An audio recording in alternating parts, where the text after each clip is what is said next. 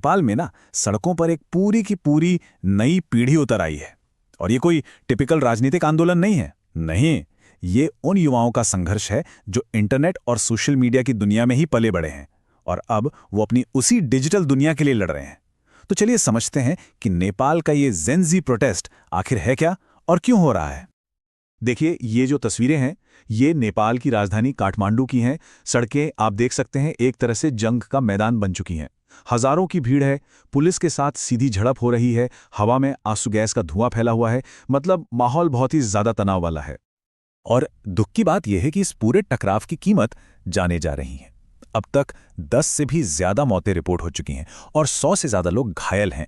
ये आंकड़े खुद बता रहे हैं कि ये सिर्फ कोई छोटा मोटा प्रदर्शन नहीं है, बल्कि एक बहुत ही गंभीर संकट बन चुका है।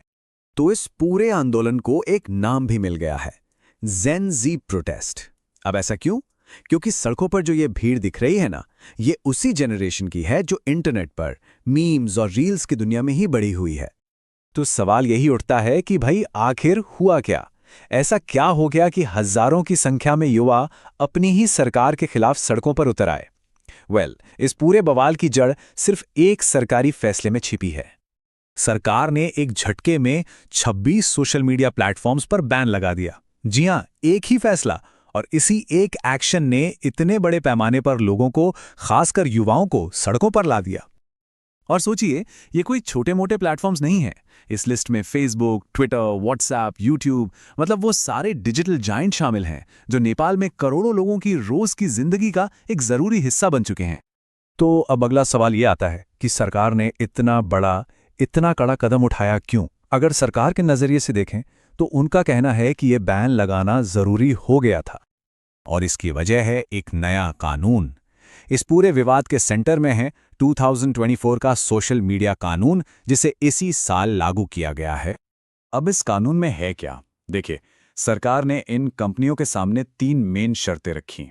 पहली, नेपाल में अपना एक लोकल ऑफिस खोलो।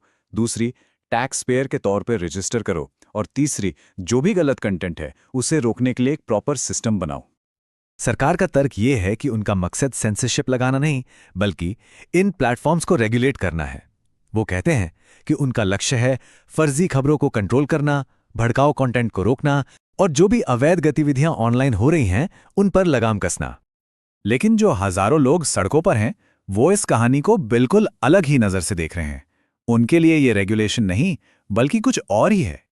उनका और बाकी क्रिटिक्स का सबसे बड़ा तर्क यह है कि ये बैन सीधे सीधे फ्रीडम ऑफ एक्सप्रेशन, यानी कि अभिव्यक्ति की स्वतंत्रता पर हमला है, जो कि एक फंडामेंटल राइट है।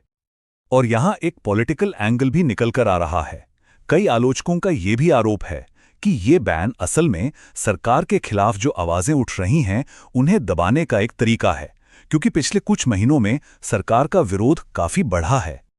तो यहां आकर ना ये पूरा मामला 2 अलग अलग कहानियों में बढ़ जाता है। एक तरफ है सरकार जो कह रही है कि ये सब कानून, रेगुलेशन और टैक्स का मामला है, और दूसरी तरफ है प्रदर्शनकारी जो इसे अपनी आजादी पर हमला और सरकार के खिलाफ उठ रही आवाजों को दबाने का एक टूल मान रहे हैं। और इन 2 अलग अलग विचारों के टकराव का जो नतीजा है वो जमीन पर बहुत ही हिंसक और गंभीर रहा है। सोचिए, हालात इतने बिगड़ गए कि काठमांडू में कर्फ्यू लगाना पड़ा। इतना ही नहीं, शूट ऑन साइट यानी देखते ही गोली मारने तक के आदेश जारी करने पड़े। और उधर प्रदर्शनकारियों ने संसद के गेट पर भी कब्जा कर लिया था। और नेपाल के अंदर की ये आग अब देश की सीमाओं के बाहर भी महसूस की जा रही है। देश में जो ये अस्थिरता बढ़ रही है उसे देखते हुए पड़ोसी देश भारत ने भी नेपाल से सटी अपनी सीमा पर सुरक्षा बढ़ा दी है। तो अब सिचुएशन क्या है? मामला एक तरह से अटक गया है। टिकटॉक और वाइबर जैसी कुछ कंपनियों ने तो सरकार की बात मान ली है और नए कानून के तहत रजिस्टर कर लिया है, लेकिन फेसबुक, यूट्यूब जैसे जो बड़े प्लेयर्स हैं वो अभी भी इसके लिए तैयार नहीं हैं। और सरकार भी अपने स्टैंड पर पूरी तरह से कायम है। उनका साफ साफ कहना है कि भाई ये बैन तभी हटेगा जब ये कंपनियां नेपाल के कानून को मानेंगी, और इसी वजह से इन प्लेटफॉर्म्स का भविष्य फिलहाल पूरी तरह से अनिश्चित है। तो आखिर में नेपाल में जो कुछ भी हो रहा है वो सिर्फ नेपाल की कहानी नहीं है, ये पूरी दुनिया के लिए, हम सबके लिए एक बहुत बड़ा सवाल खड़ा करता है। सवाल ये कि किसी भी देश का अपनी सीमाओं में नियम बनाने का अधिकार और उसके नागरिकों की डिजिटल आज़ादी, इन दोनों के बीच वो सही लाइन, वो सही बैलेंस आखिर कहाँ मिलेगा?